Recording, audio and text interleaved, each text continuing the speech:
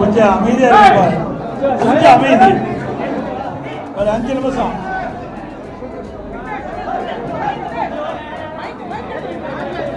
கொஞ்சம் அமைதி அமைதி. எங்க இவ்வளவு சவுண்டா பேசுற, நான் பேசுறது கேட்காது.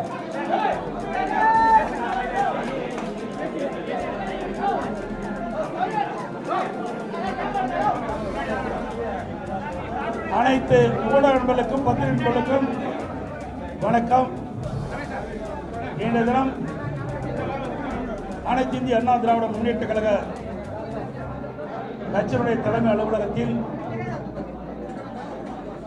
அனைத்து இந்திய அண்ணா திராவிட முன்னேற்ற கழக தலைமையில் அமைக்கப்பட்ட தேசிய ஜனநாயக கூட்டணியில் அங்கம் வைக்கின்ற கட்சியுடைய தலைவர்கள் வருகிறது. எங்கள் கூட்டணியில் அங்கம் வைக்கின்ற கட்சிகளுக்கு தொகுதி பங்கீடு பேச்சுவார்த்தை சுமூகமாக நடைபெற்று ஒவ்வொரு கட்சிக்கும் எத்தனை தொகுதி என்று வரையறுக்கப்பட்டு அதன்படி இன்றைக்கு வெளியிடுகிறோம். பாரதிய ஜனதா கட்சிக்கு நடைபெறுகின்ற சட்டமன்ற பொதுத் தேர்தலில் 27 இடங்கள் ஒதுக்கப்பட்டுள்ளன. பாட்டாளி மக்கள் கட்சிக்கு 18 சட்டமன்ற தொகுதியில் ஒதுக்கப்பட்டுள்ளன.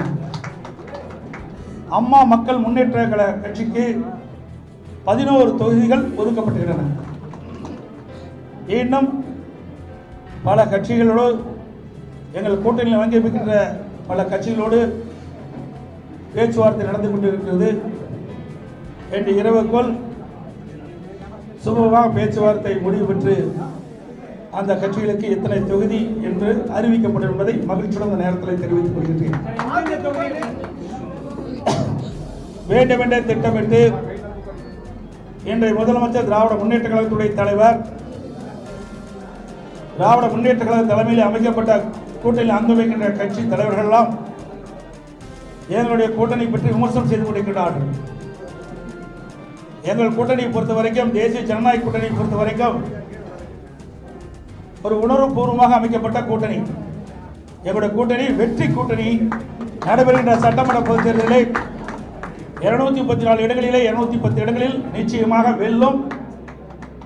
எங்களுடைய கூட்டணி ஆட்சி கூட்டணியிலே அதிக இடங்களை வென்று அதிமுக